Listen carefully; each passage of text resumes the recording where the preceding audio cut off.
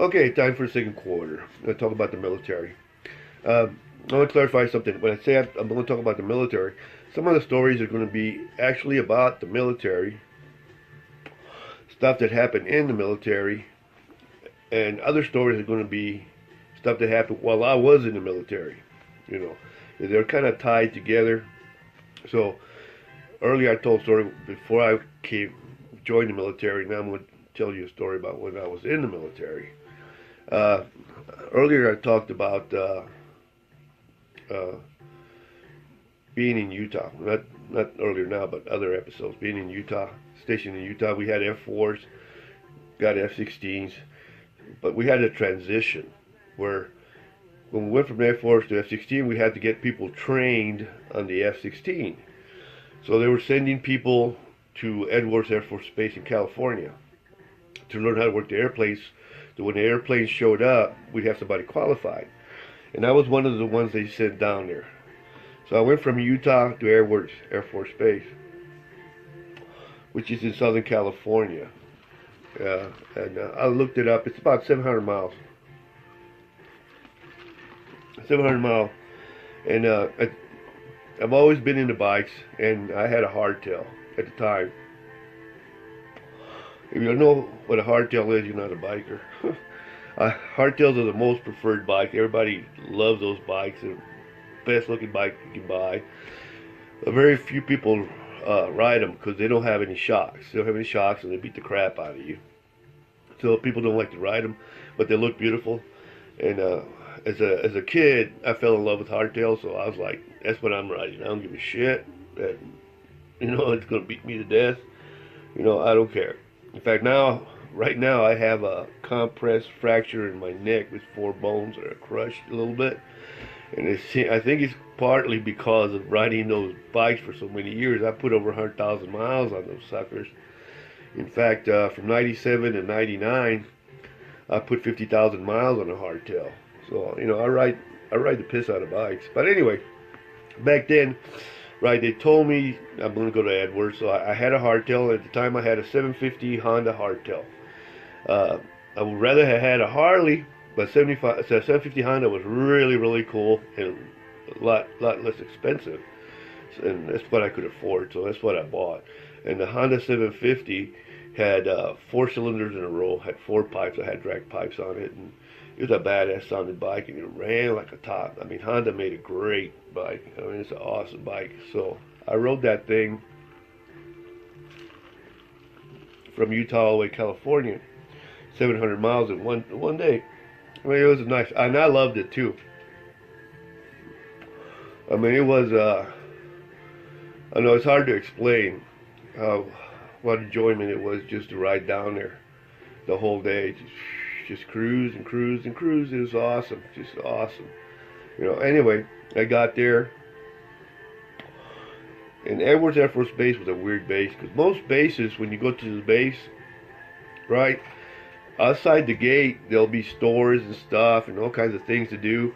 And when you go inside the gate, there's also a bunch of stuff inside the gate, like when you check in and all this stuff and everything. It's just a lot of stuff on all the bases, pretty much, except for Edwards. Edwards was unique because Edwards was a training, not training, but a testing base where they tested aircraft and different things. So the way the base was set up was they made buildings in pockets, like 2 or 3 blocks here, 2 or 3 blocks here, 2 or 3 blocks here. So everything was kind of spread out, because that way if the airplane went up there and it was going to crash, the pilot could aim and not hit people. If they're going to crash, they could crash out in the open. And when you went out the gate, of course there was nothing there because you got this test aircraft. I don't want people to see it. So it was a very unique base. So anyway, I was there for I think maybe 4 weeks or so, something like that. And I would work, and then I would go ride around the area. And when you left the gate, you would go about 20 miles before you hit a town, because that's how everything was pushed away. Everything was just pushed away from the base. So you'd go about 20 miles probably before you hit a town. And I was riding one day, so I go out the gate, and I'm going down this road, and I look up ahead, and this I mean, you're talking in the middle of nowhere. Middle of nowhere. I look and I see this long-haired thing in shorts way out there, thinking there's a girl out in the middle of nowhere, and I'm thinking, what the hell, you know? I said, okay. So I was like, I'm gonna stop and give her a ride. So as I get close to her, I look and she's got a beard. So I'm like, shit, it's the dude. I said, I don't give a shit. So I pulled over, and it's this hippie guy, right? And I asked him if he wants to ride. He says, yeah, okay, it's cool. So he jumps in the back of the bike, and I didn't ask, but it probably had back in the day they had a lot of hippie communes and shit, so they probably might have had one off to the side there in the desert. So I take off, and he's sitting in the back of the bike, and I'm cruising down the road. And if you're familiar with hardtails, like the gas tank is here, and then it goes down deep, and then you sit down here, and the fender goes up like that, and the passenger sits up here. So when they're sitting up there and you're sitting down here, like their knees are like right here, you know, with the foot pegs, because they're sitting up higher than you are. So I'm cruising. I got these ape hangers, and I'm cruising, and he's sitting there. And I get behind this semi, so I decide I'm going to pass this semi. And this is a two-lane road, no shoulders. Like I said, we're in nowhere. It's 2 lanes, no shoulders. So I pull out and pass this semi. And when I pull out and start to go, I look, and there's a bus coming, right?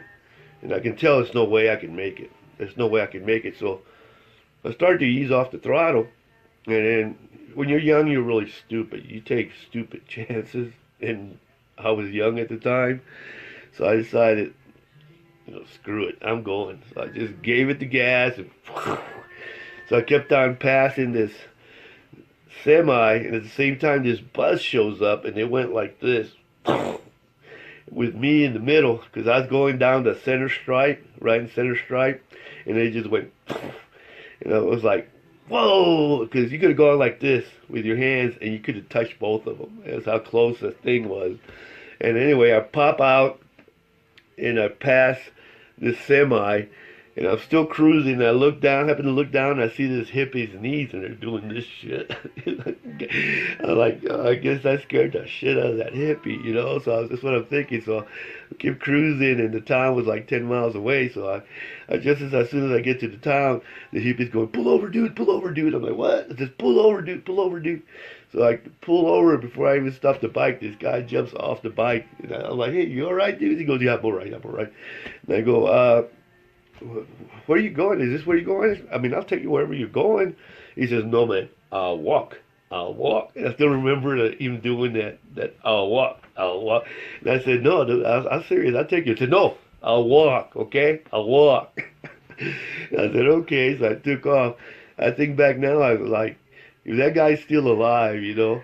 Because he's probably sitting back there stoned or drugged or something, I bet. I bet money he was.